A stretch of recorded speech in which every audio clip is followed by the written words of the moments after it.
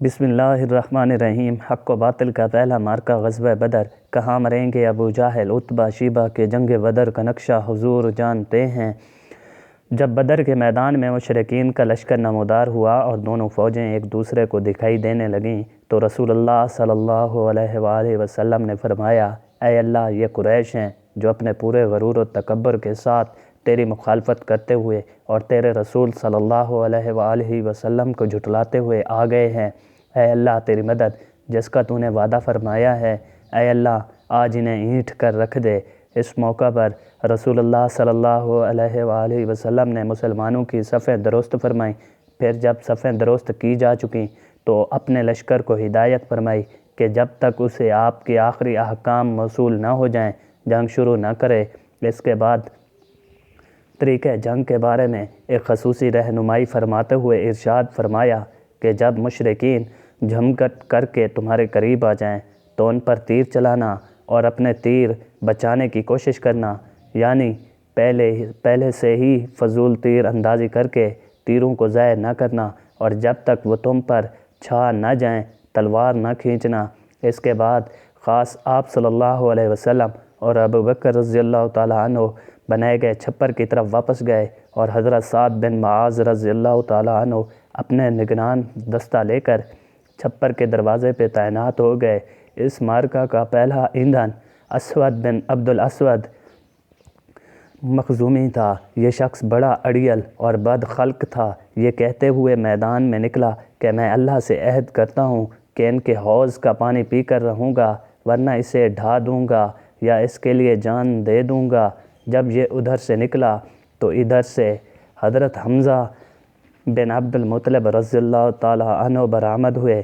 دونوں میں حوض سے پرے ہی مڈ بھیڑ ہوئی۔ حضرت حمزہ رضی اللہ تعالیٰ عنہ نے ایسی تلوار ماری کہ اس کا پاؤں نصف پنڈلی سے کٹ کر اڑ گیا اور وہ پیٹھ کے بل گر پڑا۔ اس کے پاؤں سے خون کا فوارہ نکل رہا تھا جس کا رخ اس کے ساتھیوں کی طرف تھا، لیکن اس کے باوجود وہ گھٹنوں کے بل گھسیٹ کر حوض کی طرف بڑھا اور اس میں داخل ہوا ہی چاہتا تھا کہ اپنی قسم پوری کر لے کہ اتنے میں حضرت حمزہ رضی اللہ تعالیٰ عنہ نے دوسری ضرب لگائی اور وہ حوض کے اندر ہی ڈھیر ہو گیا۔ یہ اس مارکے کا پہلا قتل تھا اور اس سے جنگ کی آگ بھڑک اٹھی۔ چنانچہ اس کے بعد قریش کے 3 بہترین شاہ سوار نکلے جو سب کے سب ایک ہی خاندان کے تھے۔ ایک عتبہ، دوسرا اس کا بھائی شیبہ جو دونوں ربیعہ کے بیٹے تھے، اور تیسرا ولید جو عتبہ کا بیٹا تھا۔ انہوں نے اپنی صف سے الگ ہوتے ہوئے دعوت مبارزت دی۔ مقابلے کے لیے انصار کے 3 جوان نکلے۔ ایک عوف رضی اللہ تعالیٰ عنہ، دوسرے معوذ رضی اللہ تعالیٰ عنہ، یہ دونوں حارث کے بیٹے تھے اور ان کی ماں کا نام افرا تھا۔ تیسرے عبداللہ بن رواح رضی اللہ تعالیٰ عنہ۔ قریشیوں نے کہا، تم کون لوگ ہو؟ انہوں نے کہا، انصار کی ایک جماعت ہیں۔ قریشیوں نے کہا، آپ لوگ شریف مد مقابل ہیں، لیکن ہمیں آپ سے سروکار نہیں، ہم تو اپنے چچیرے بھائیوں کو چاہتے ہیں۔ پھر ان کے منادی نے آواز لگائی، محمد صلی اللہ علیہ وآلہ وسلم، ہمارے پاس ہماری قوم کے ہم سروں کو بھیجو۔ رسول اللہ صلی اللہ علیہ وسلم نے فرمایا، عبیدہ بن حارث اٹھو، حمزہ اٹھو، علی اٹھو۔ جب یہ لوگ اٹھے اور قریشیوں کے قریب پہنچے تو انہوں نے پوچھا، آپ کون لوگ ہیں؟ انہوں نے اپنا تعارف کرایا۔ قریشیوں نے کہا، ہاں، آپ لوگ شریف مد مقابل ہیں۔ اس کے بعد مارکہ آرائی ہوئی۔ حضرت عبیدہ نے جو سب سے مہمر تھے عتبہ بن ربیعہ سے مقابلہ کیا۔ حضرت حمزہ نے شیبہ سے اور حضرت علی نے ولید سے۔ حضرت حمزہ اور حضرت علی نے تو اپنے اپنے مد مقابل کو جھٹ مار لیا، لیکن عبیدہ اور ان کے مد مقابل کے درمیان ایک ایک وار کا تبادلہ ہوا اور دونوں میں سے ہر ایک نے دوسرے کو گہرا زخم لگایا۔ اتنے میں حضرت علی اور حضرت حمزہ اپنے اپنے شکار سے فارغ ہو کر آ گئے۔ آتے ہی عتبہ پر ٹوٹ پڑے، اس کا کام تمام کیا اور حضرت عبیدہ کو اٹھا لائے۔ ان کا پاؤں کٹ گیا تھا اور آواز بند ہو گئی تھی جو مسلسل بند ہی رہی، یہاں تک کہ جنگ کے چوتھے یا 5ویں دن جب مسلمان مدینہ واپس ہوتے ہوئے وادی صفرا سے گزر رہے تھے، ان کا انتقال ہو گیا۔ انا للہ و انا الیہ راجعون۔ اس مبارزت کا انجام مشرکین کے لیے ایک بڑا آغاز تھا۔ وہ ایک ہی جست میں اپنے 3 بہترین شاہ سوار اور کمانڈروں سے ہاتھ دھو بیٹھے تھے، اس لیے انہوں نے غیظ و غضب سے ہی بے قابو ہو کر یک بارگی حملہ کر دیا۔ دوسری طرف مسلمان اپنے رب سے نصرت اور مدد کی دعا کرنے اور اس کے حضور اخلاص و تضرع اپنانے کے بعد اپنی اپنی جگہوں پر جمے اور دفاعی موقف اختیار کیے مشرکین کے تاوڑ توڑ حملوں کو روک رہے تھے اور انہیں خاصا نقصان پہنچا رہے تھے۔ زبان پر عہد کا کلمہ تھا، ادھر رسول اللہ صلی اللہ علیہ وآلہ وسلم صفیں درست کر کے واپس آتے ہی اپنے پاک پروردگار سے نصرت و مدد کا وعدہ پورا کرنے کی دعا مانگنے لگے۔ آپ صلی اللہ علیہ وسلم کی دعا یہ تھی، اے اللہ تو نے مجھ سے جو وعدہ کیا ہے اسے پورا فرما دے۔ اے اللہ میں تجھ سے تیرا عہد اور تیرے وعدے کا سوال کر رہا ہوں۔ پھر جب گھمسان کی جنگ شروع ہو گئی، نہایت زور کا رن پڑا اور لڑائی شباب پر آ گئی تو آپ صلی اللہ علیہ وسلم نے یہ دعا فرمائی، اے اللہ اگر آج یہ گروہ ہلاک ہو گیا تو تیری عبادت نہ کی جائے گی۔ اے اللہ اگر تو چاہے تو آج کے بعد تیری عبادت کبھی نہ کی جائے گی۔ آپ صلی اللہ علیہ وسلم نے خوب تضرع کے ساتھ دعا کی، یہاں تک کہ دونوں کندھوں سے چادر گر گئی۔ حضرت ابوبکر صدیق نے چادر درست فرمائی اور عرض پرواز ہوئے، اے اللہ کے رسول بس فرمائیے، دکھ نہ کیجیے۔ آپ صلی اللہ علیہ وسلم نے اپنے رب سے بڑے الحد کے ساتھ دعا فرما لی۔ ادھر اللہ نے فرشتوں کی وحی کے ساتھ مدد کا وعدہ فرمایا، میں تمہارے ساتھ ہوں، تم اہل ایمان کے قدم جماؤ، میں کافروں کے دل میں رعب ڈال دوں گا۔ اور رسول اللہ صلی اللہ علیہ وسلم کے پاس وحی بھیجی کہ میں 1000 فرشتوں سے تمہاری مدد کروں گا جو آگے پیچھے آئیں گے۔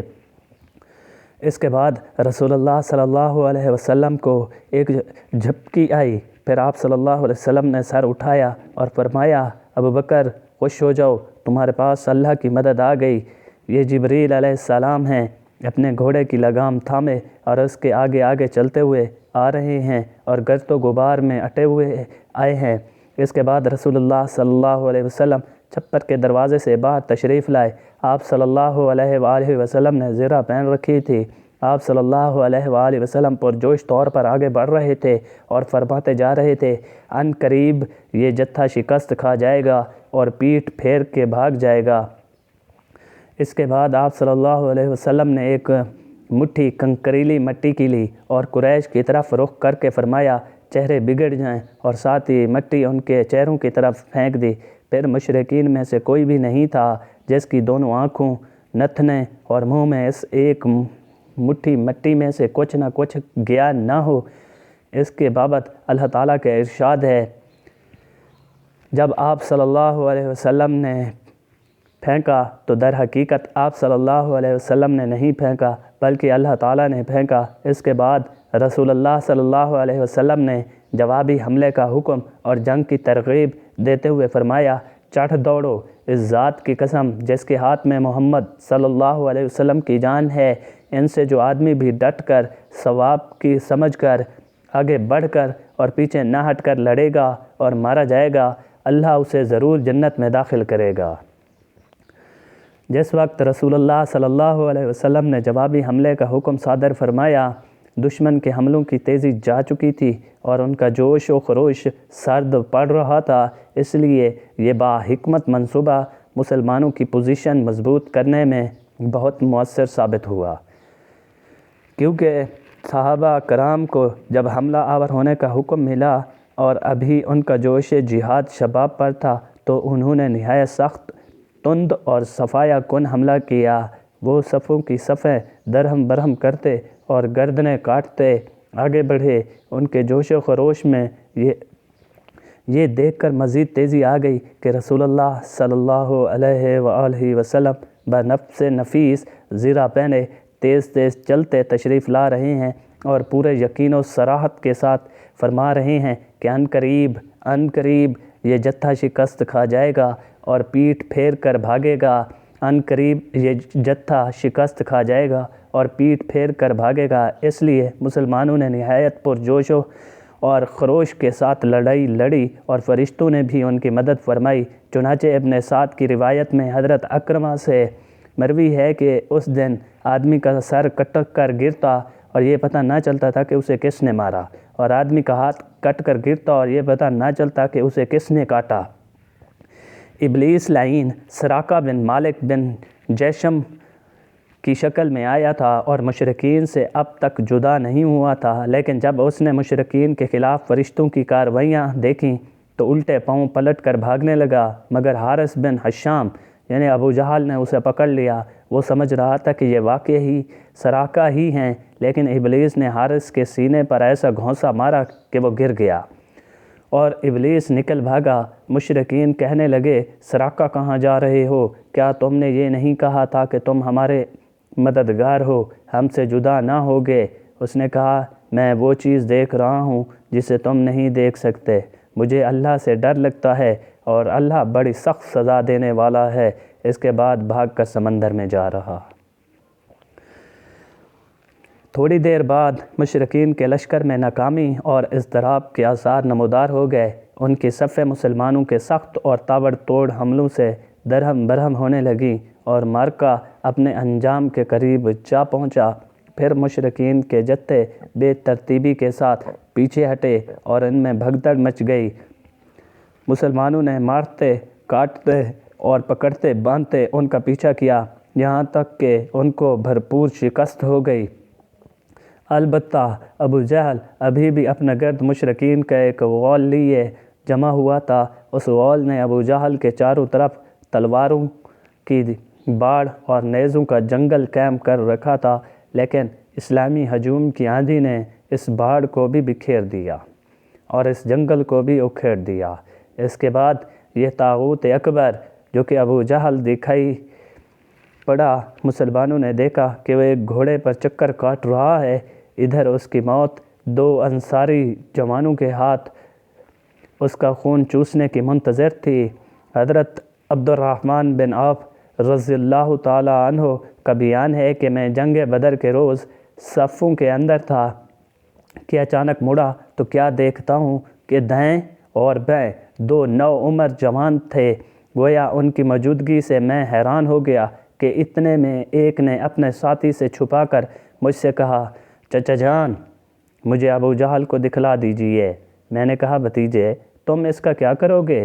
اس نے کہا، مجھے بتایا گیا ہے کہ وہ رسول اللہ صلی اللہ علیہ وآلہ وسلم کو گالی دیتا ہے۔ ذات کی قسم جس کے ہاتھ میں میری جان ہے، اگر میں نے اس کو دیکھ لیا تو میرا وجود اس کے وجود سے الگ نہ ہوگا، یہاں تک کہ ہم میں سے کسی ایک کی موت نہ ہو جائے، یا تو وہ مر جائے یا میں مر جاؤں۔ وہ کہتے ہوئے کہ مجھے اس پر تعجب ہوا۔ اتنے میں دوسرے نے مجھے اشارے سے متوجہ کر کے یہی بات کہی۔ ان کا بیان ہے کہ میں نے چند ہی لمحوں بعد دیکھا کہ ابو جہل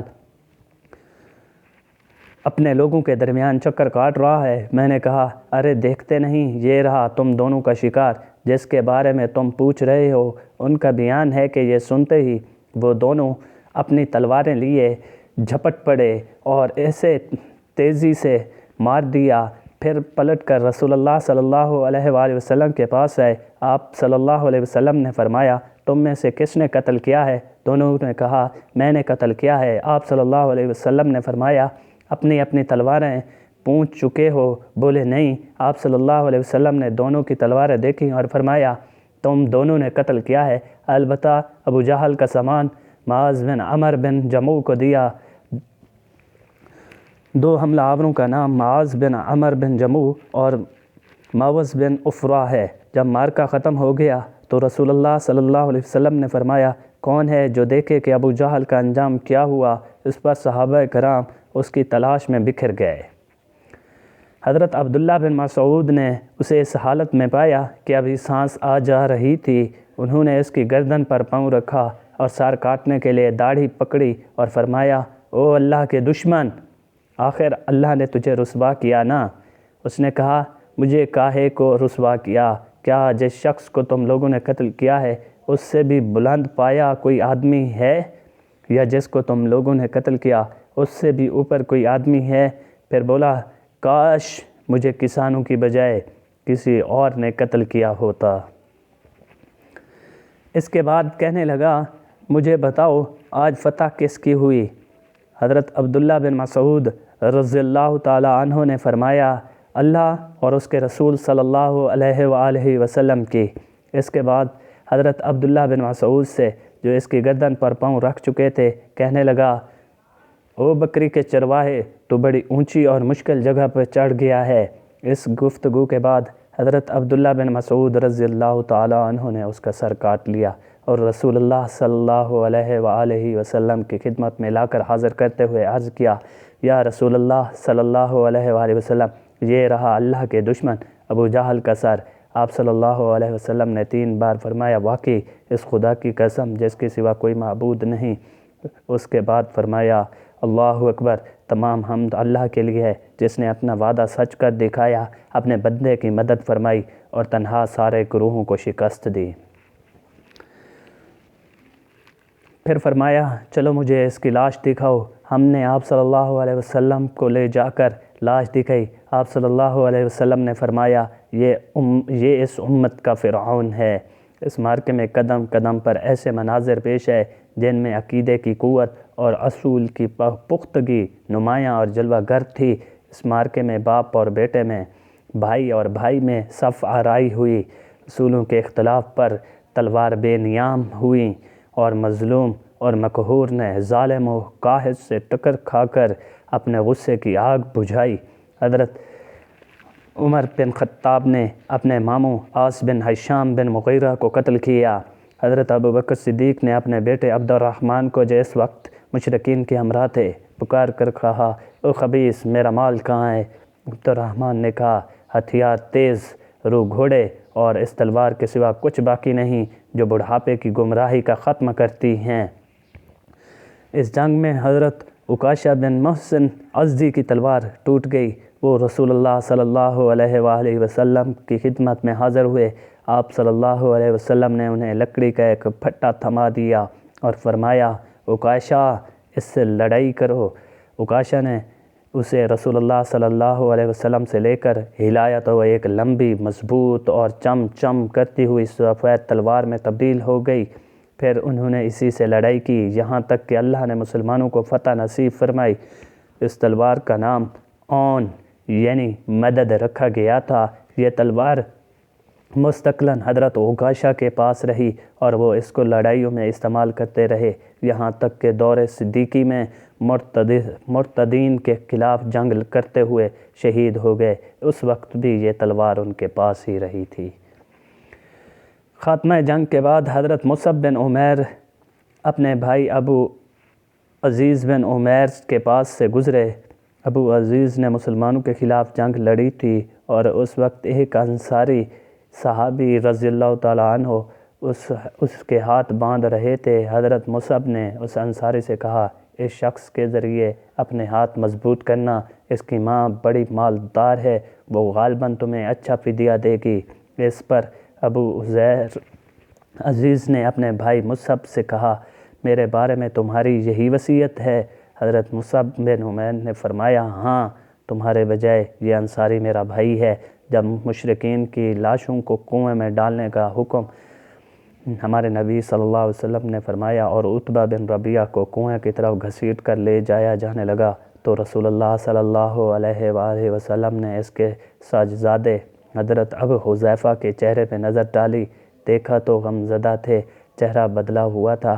آپ صلی اللہ علیہ وسلم نے فرمایا ابو حذیفہ غالباً اپنے والد کے سلسلے میں تمہارے دل کے اندر کچھ احساسات ہیں۔ انہوں نے کہا نہیں واللہ یا رسول اللہ صلی اللہ علیہ وسلم، میرے اندر اپنے باپ کے بارے میں اور ان کے قتل کے بارے میں ذرا بھی لرزش نہیں، البتہ میں اپنے باپ کے متعلق جانتا تھا کہ ان میں سوجھ بوجھ ہے، دور اندیشی اور فضل و کمال ہے، اس لیے میں آس لگائے بیٹھا تھا کہ یہ خوبیاں انہیں اسلام تک پہنچا دیں گی، لیکن اب ان کا انجام دیکھ کر اور اپنی توقع کے خلاف کفر پر ان کا کام تمام دیکھ کر مجھے افسوس ہے۔ اس پر رسول اللہ صلی اللہ علیہ وآلہ وسلم نے حضرت ابو حذیفہ کے حق میں دعائے خیر فرمائی اور ان سے بھی بات کہی۔ یہ مارکہ مشرکین کی شکست فاش اور مسلمانوں کی فتح مبین پر ختم ہوا اور اس میں 14 مسلمان شہید ہوئے، جبکہ ان میں 6 مہاجرین میں سے اور 8 انصار میں سے تھے، لیکن مشرکین کو بھاری نقصان اٹھانا پڑا۔ اس کے 70 آدمی مارے گئے۔ وہ بہت سارے گھوڑے اور مال غنیمت چھوڑ کر میدان جنگ سے فرار ہو گئے ہمیشہ کے لیے۔